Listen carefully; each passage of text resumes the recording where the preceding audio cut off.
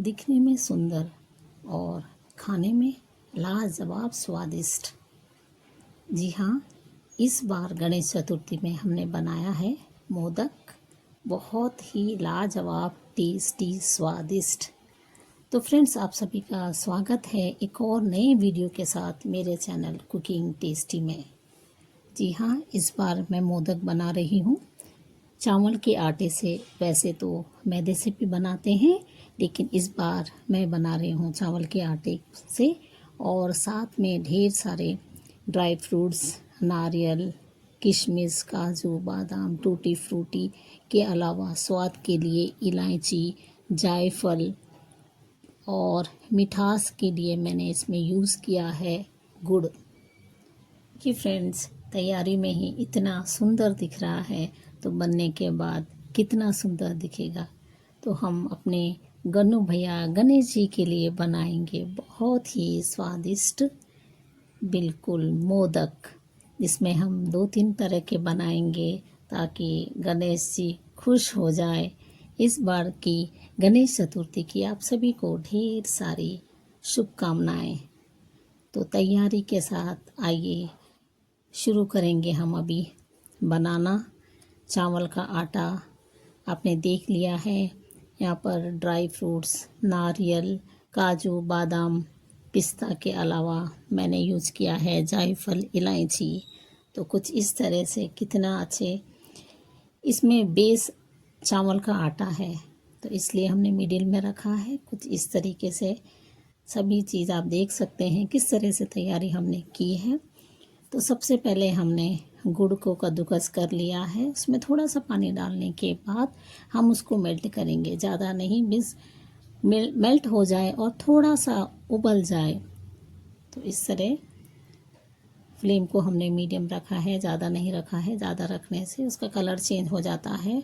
और देखिए कुछ इस तरह से अब हम एक ग्लास लेंगे, उसमें छन्नी की सहायता से हम छान देंगे, ताकि अगर उसमें कुछ कचरा वगैरह भी हो तो निकल जाए।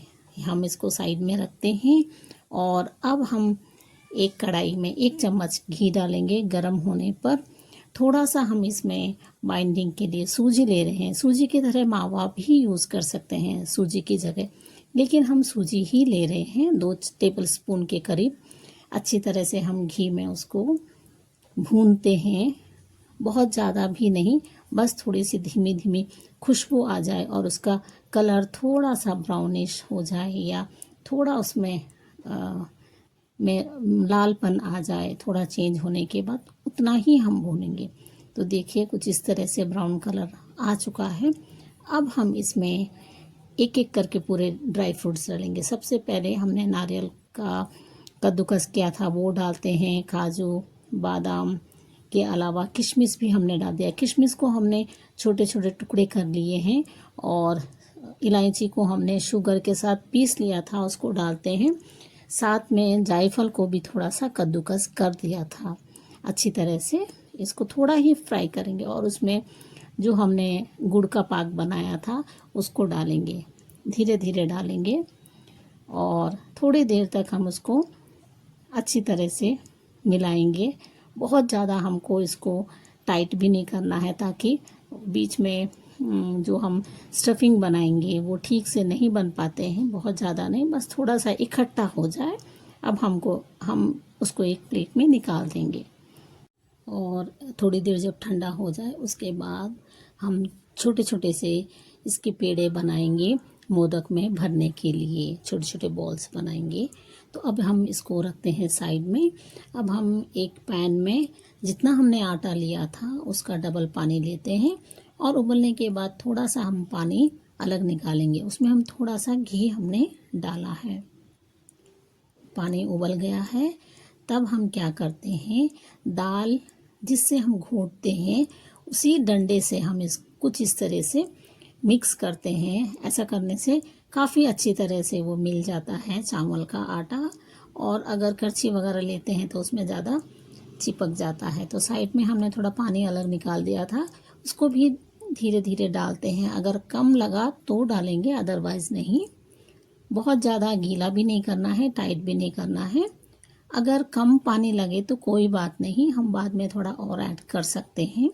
अच्छी तरह मिक्स करने के बाद अब हम उसको एक प्लेट में निकाल देंगे। अच्छी तरह से हमने मिक्स कर दिया है। थोड़ा सा पानी और डालते हैं क्योंकि किनारे किनारे पर थोड़ा सा सूखा आटा रह गया है, तो हम डंडी की सहायता से हमने निकाल दिया है। अब चाहो तो थोड़ा सा करछी से भी कर सकते हैं। अब हम क्या करेंगे, उस आटे को एक प्लेट में निकालते हैं और एक हमने ग्लास लिया है, क्योंकि बहुत ज़्यादा गर्म रहता है, हाथ से नहीं कर सकते हैं, तो इस तरह हमने ग्लास से उसको अच्छी तरह से हम रगड़ रहे हैं, मिला रहे हैं, ताकि आटा जो है स्मूथ हो जाए। किनारे किनारे चारों तरफ हम ग्लास के तलवे से अच्छी तरह से गूंद देंगे। उसके बाद जब थोड़ा सा नॉर्मल हो जाएगा तो उसके बाद हम हाथ से भी मिला सकते हैं। बस ऑलमोस्ट हो चुका है। अब हम इस आटे को हाथ से इकट्ठा करेंगे और एक प्लेट में ढक करके रख देंगे। देखिए कुछ इस तरह से मोदक का आटा हमने गूंद करके तैयार कर दिया है और अभी आप देखिए कितना अच्छा स्मूथ हो गया है। थाली में जितना भी चिपका हुआ था साइड साइड में पूरा निकल गया है। बिल्कुल बहुत अच्छा स्मूथ, ना ज़्यादा गीला है और ना ज़्यादा टाइट। इसको एक प्लेट में रखेंगे और ढक देंगे। और जो हमने ड्राई फ्रूट से स्टफिंग बनाई थी उसको अच्छी तरह से हम कुछ इस तरह पेड़े बनाते हैं, गोले बनाते हैं, और हमने एक सांचा का यूज़ किया है ताकि एक जैसे बन जाए गोलियां। और फिर मोदक भी हमने जो ये पेड़े बनाए हैं इनसे थोड़ा सा बड़ा हम चावल के आटे का पेड़ा लेंगे कुछ इस तरह, और इसकी छोटी छोटी पूरियों के जैसा बनाएंगे। हथेली की सहायता से कुछ इस तरह गोल गोल हम घुमाते हैं और बनाते हैं धीरे धीरे। बहुत डेलिकेट होती है क्योंकि ये चावल का आटा है, अगर मैदा का आटा रहता है तो आराम से बन जाता है। इसको धीरे धीरे कुछ हम इस तरह से घुमाते हैं तो देखिए बहुत अच्छी तरह बन करके तैयार हो गई है। कहते हैं ना, प्रैक्टिस मेक्स मैन परफेक्ट। तो देखिए थोड़ा सा हमने कोशिश करी तो बन रहा है। अब इसमें कलियां हम बनाएंगे, और क्योंकि ये सब चीज़ें हम रोज़ नहीं बनाते हैं, कभी कभी बनाते हैं, तो थोड़ा थोड़ा एक दो मोदक बनाने में थोड़ी कठिनाई तो होती है, लेकिन जब 3-4 बनाते हैं तो फिर हमको प्रैक्टिस हो जाती है और बहुत अच्छे से मोदक बन जाते हैं। क्योंकि ये फर्स्ट मोदक है तो इसलिए धीरे धीरे बन रहा है।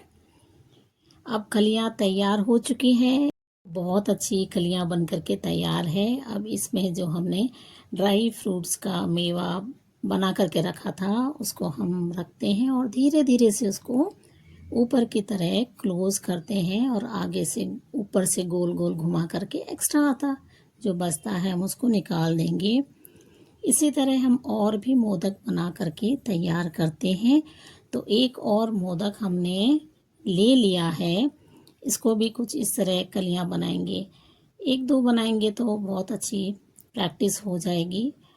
और इसके अलावा एक और मोदक में हम थोड़े से टूटी फ्रूटी भी लगाएंगे और थर्ड वाले में हम थोड़ा सा कलर लगाएंगे, येलो कलर। तो देखिए हमारा एक और मोदक बन करके तैयार है। सभी कलियों को हम इकट्ठा करते हैं ऊपर और धीरे से घुमाते हैं। ज़्यादा हमको जोर से प्रेस नहीं करना है, धीरे धीरे से घुमाते हुए। अब एक और थर्ड वाला मोदक, तो देखिए कितनी आसानी से 2-3 बनाने के बाद तीसरे में एकदम आसानी हो जाती है, हमको प्रैक्टिस हो जाता है। वैसे एक बात बताऊं, थोड़ा कठिन तो है, ये बहुत डेलिकेट है। वैसे हम मैदा के जब मोदक बनाते हैं बहुत आसानी से बन जाते हैं, क्योंकि ये चावल के हैं तो टूटने का डर हमेशा बना रहता है। तो बहुत नाजुकता से करना पड़ता है, एकदम से सजो के बनाने पड़ते हैं। सच में मोदक तो एक एक करके हम ऐसे ही बना करके हमने तैयार कर लिए हैं। ये एक टाइप के मोदक हैं, और दूसरे टाइप के में हम थोड़ा सा टूटी फ्रूटी लगा करके भी हम मोदक तैयार करते हैं। और थर्ड टाइप में ये येलो वाले में हमने थोड़ा सा कलर लगाया है। उसको उल्टा करने के बाद हम कुछ कलियों को इस तरह बनाते हैं और कलियों को इकट्ठा करके ये एक डिज़ाइन बहुत अच्छा कलरफुल मोदक बन करके तैयार होता है। देखने में तो कितना सुंदर दिख रहा है, वाह। तो इस तरह हमने 3 तरह के मोदक बना दिए हैं। गणपति भी खुश हो जाएंगे, भाई हमारे गणेश जी के लिए कुछ अलग कुछ नया तो करना ही है। तो हमने यहाँ पर स्टीमर ले लिया है। स्टीमर में हम 1 लोटा पानी डालते हैं और ग्रीसिंग की जगह इसमें मैंने मक्की के जो छिलके होते हैं, पत्ते होते हैं, उसको मैंने कट करके कुछ इस तरह से बिछा दूंगी और इसके ऊपर एक एक करके हम मोदक को रख देंगे ताकि वो चिपकेंगे भी नहीं। तो वैसे तो ग्रीसिंग करके भी हम रख सकते हैं, लेकिन कुछ इस तरह का हमने कुछ एक कर दिया है। पहले केले के पत्ते या अरबी के पत्ते में रखते थे या हल्दी के पत्ते में रखते थे, वो सब तो अवेलेबल नहीं थे। तो कुछ इस तरह से हमने जुगाड़ कर लिया है। बन करके देखो कितने अच्छे टेस्टी लग रहे हैं। अब हम इनको 10 मिनट के लिए हम इनको स्टीम करेंगे और थोड़ा सा स्टीम होने के बाद हम थोड़ा सा घी अप्लाई करते हैं, जिससे मोदक का स्वाद और भी बढ़ जाता है। तो देखिए कितने अच्छे टेस्टी स्वादिष्ट दिखने में सुंदर मोदक बन करके तैयार है। इन मोदक का हम गणेश जी को भोग लगाते हैं और जब भोग लगाने के बाद यह प्रसाद महाप्रसाद बन जाता है, जिसको सब पाते हैं तो वाह, सबके वारे न्यारे हो जाते हैं। तो देखिए आपको यह मेरा वीडियो कैसा लगा, अच्छा लगा हो तो कमेंट ज़रूर करना।